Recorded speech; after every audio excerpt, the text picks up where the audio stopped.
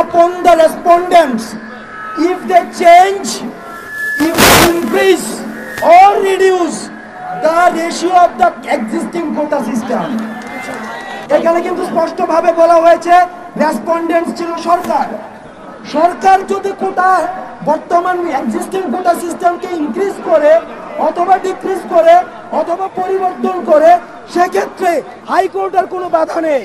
আমরা এখন প্রশ্ন করতে চাই, যারা এতদিন আমাদের আন্দোলনকে বিতর্ক করতে চেয়েছেন তারা কি উদ্দেশ্য ছিল তাদের?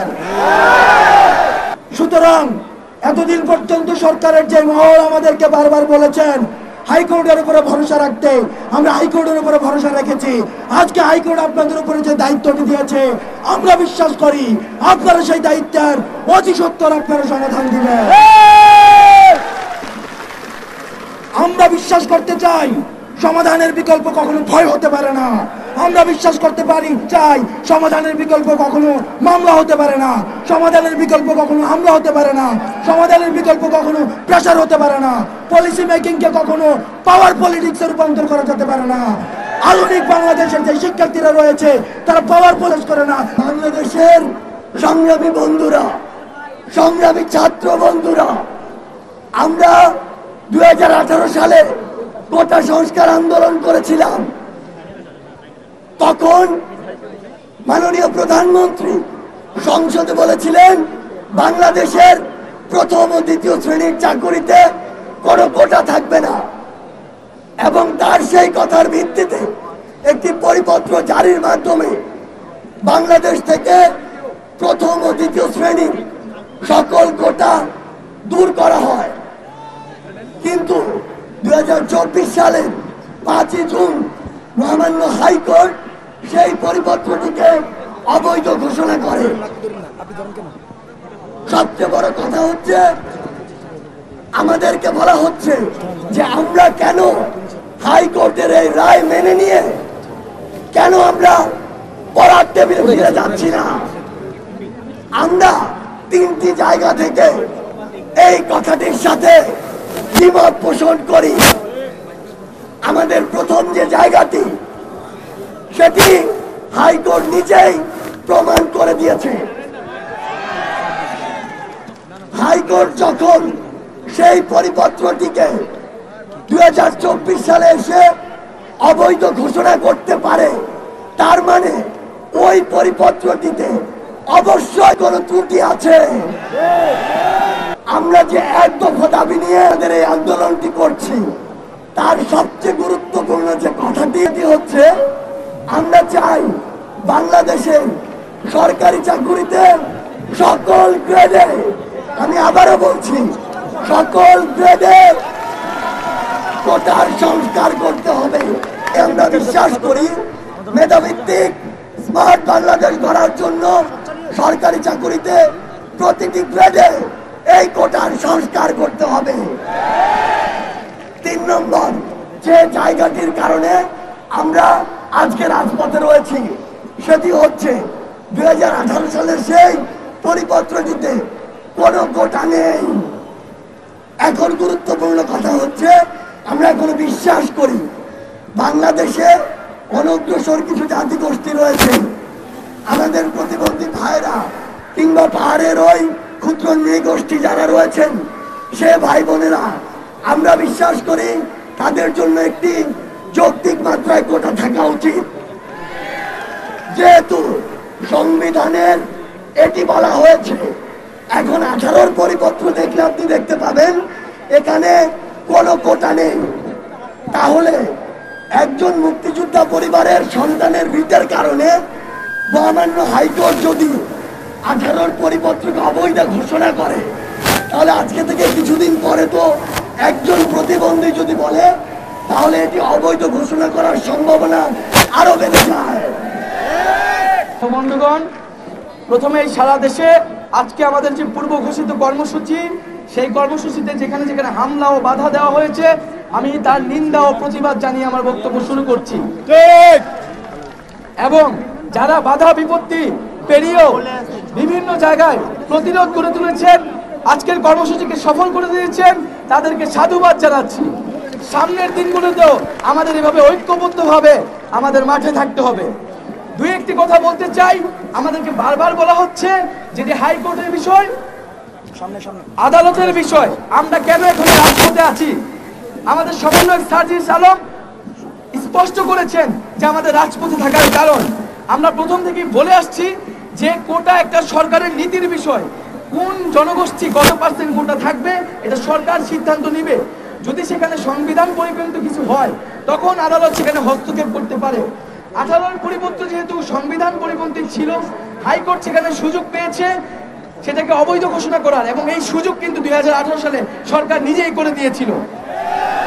আমরা চাই এইবার কোনো ভুল করতে চাই না, কোনো ফাঁদে পা দিতে চাই না। আমরা চাই কোটা সমস্যার চূড়ান্ত সমাধান বাংলাদেশে হতে হবে। আমরা 18 সালে আন্দোলন করেছি, 24 সালেও আন্দোলন করছি। আমরা স্পষ্টভাবেই বলছি হাইকোর্টের সাথে আমাদের আন্দোলনের কোনো ধরনের সম্পর্ক নেই। আদালতের প্রতি আমাদের পূর্ণ শ্রদ্ধা এবং আস্থা রয়েছে, কিন্তু আমাদের এক দফা দাবি সেটি সরকার ও আইন বিভাগের কাছে।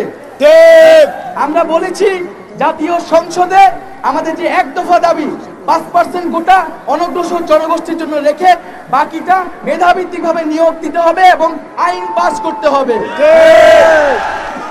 এবং 18 পরিপত্র ছিল প্রথম ও দ্বিতীয় শ্রেণীর জন্য। আমরা এখন সকল গ্রেডের কথা বলছি, যেখানে আদালত কোনো ধরনের কথা বলতে পারে না, এটি সরকারের এখতিয়ার কেবলমাত্র। কিন্তু আমরা দেখছি এই আন্দোলনের প্রথম থেকে সরকার এবং দায়িত্বশীল গুরুত্বপূর্ণ ব্যক্তিবর্গ আদালতকে সামনে রেখে টালবাহানা করছে, আমাদের আন্দোলনের ন্যায্যতা নিয়ে প্রশ্ন তুলছে। আজকে মহামান্য আদালতও তার অবস্থান স্পষ্ট করেছে। আদালতকে আমরা সাধুবাদ জানাই এবং আমরা মনে করি যে সরকার আসলে নিজেই আদালতের অবমাননা করার চেষ্টা করছে। যেই কাজ সরকারের সেই কাজ সে আদালতের দিকে ঠেলে দিচ্ছে। তো আমরা বলবো এখনো সময় আছে, কোন ধরনের টালবাহানা না করে সুস্পষ্ট বক্তব্য এবং দৃশ্যমান পদক্ষেপ নিতে হবে। জরুরি অধিবেশন থেকে সংসদে কোটার আইন পাস করতে হবে। আরেকটি বিষয় বন্ধুগণ, আমাদের আন্দোলন নিয়ে রাজনৈতিক সংশ্লিষ্ট নিয়ে বারবার বিভিন্ন মহল কথা বলার চেষ্টা করছে যে আমাদের নাকি রাজনৈতিক উদ্দেশ্য, সেই জন্য আমরা রাজপথে আছি। আমরা খুব স্পষ্টভাবেই বলতে চাই যে আমাদের সাথে সরকার বা অন্য কোনো পক্ষের রাজনৈতিক কোনো পক্ষ বিপক্ষ বা সংশ্লিষ্টতা নাই। কোটা সমস্যা নিরসন সাধারণ শিক্ষার্থীদের স্বার্থের দাবি, তাদের মনের প্রাণের দাবি। এই আন্দোলনে বিভিন্ন দল মতের শিক্ষার্থীরা রয়েছে। আমরা এই ইস্যুতে সবাই ঐক্যবদ্ধ এবং সবার প্রতি আহ্বান থাকবে আপনারা এখানে সাধারণ শিক্ষার্থীর ব্যানারে এসে আন্দোলনকে সফল করুন। এবং সরকারের প্রতি আহ্বান থাকবে শিক্ষার্থীদের যে কোনো আন্দোলনের ভিতরে বিরোধী দলের ভূত দেখার যে মানসিক রোগ হয়েছে তা যদি তারা দ্রুত ওই সারিয়ে আন্দোলন বন্ধ করা যাবে না, ভয় দেখিয়ে আন্দোলন। এবং আরেকটি বিষয় যে বারবার বিভিন্ন মিডিয়া এবং নানা প্রোপাগান্ডা সেল ব্যবহার করে এই আন্দোলনকে প্রশ্নবিদ্ধ করার চেষ্টা করা হচ্ছে, জনদুর্ভোগের কথা বলা হচ্ছে। আজকে আমরা এই যে এত টানাদিন আন্দোলন করছি, সরকার কোনো কর্ণপাত করে নাই। এই আন্দোলন সুরাহা করার দায়িত্ব কার ছিল? সরকার এবং আন্দোলনের রায়ে, সরকার এবং আদালতের রায়ে এই আন্দোলনের প্রেক্ষাপট তৈরি হয়েছে। আমরা নিজ উদ্যোগে কিন্তু আন্দোলনে নামি নাই। তো সরকার যখন ব্যবস্থা নেয় নাই, টনক করে নাই, আমাদের রাজপথে থাকতে হয়েছে। ফলত এই জনদুর্ভোগের দায় কিন্তু কর্তৃপক্ষকে নিতে হবে। এবং আমরা মনে করি জনগণ আমাদের সাথে আছে, আমাদেরকে তারা সহযোগিতা করছে। আমরা তাদেরই সন্তান। আমরা চাকরি না পেলে কিন্তু বাংলাদেশের ভবিষ্যতে অন্ধকার হয়ে যাবে। তাই বলবো, সাংবাদিক ভাইদের অনুরোধ জানাবো যে আমরা নিয়মতান্ত্রিক ভাবে শান্তিপূর্ণ ভাবে আন্দোলন চালিয়ে যাচ্ছি। আমরা সকলের সহযোগিতা চাই, আমরা জনদুর্ভোগ চাই না, নিজেদের দুর্ভোগ চাই না। আপনারা সকলে মিলে সরকারকে প্রশ্ন করুন, কেন এতদিন শিক্ষার্থীরা মাঠে আছে, কেন শিক্ষার্থীদের দাবি দ্রুত গতিতে মেনে নেওয়া হচ্ছে না। প্রশ্ন দেওয়ার দায় আমাদের না, এই প্রশ্ন দায় দিবে সরকার।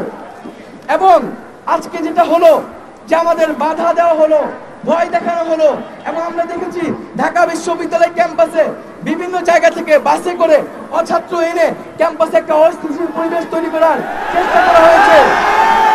আমরা স্পষ্টভাবে বলতে চাই যে আমাদের কোন রাজনৈতিক পক্ষ বিপক্ষ এখানে নাই, কিন্তু শিক্ষার্থীদের আন্দোলনে কোনো ধরনের যদি বাধা দেওয়া হয় তাহলে কিন্তু আমরা দেখবো না কে বাধা দিচ্ছে আমাদের।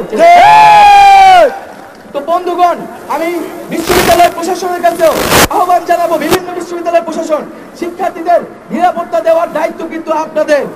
আগেও বলেছি, আমাদের আন্দোলন যৌক্তিক আন্দোলন, যদি আমরা চাকরি না পাই বিশ্ববিদ্যালয় শিক্ষকদের কিন্তু প্রশাসনের চাকরি থাকবে না।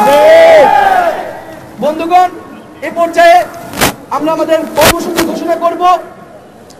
আগামীকাল আজকে যে আমাদের যে এক দফা কর্মসূচিতে আমাদের আন্দোলন, আমরা চাচ্ছি জরুরি অধিবেশন ডেকে সংসদে এই আইন পাস করতে হবে, তার আগ পর্যন্ত আমরা রাজপথে থাকবো।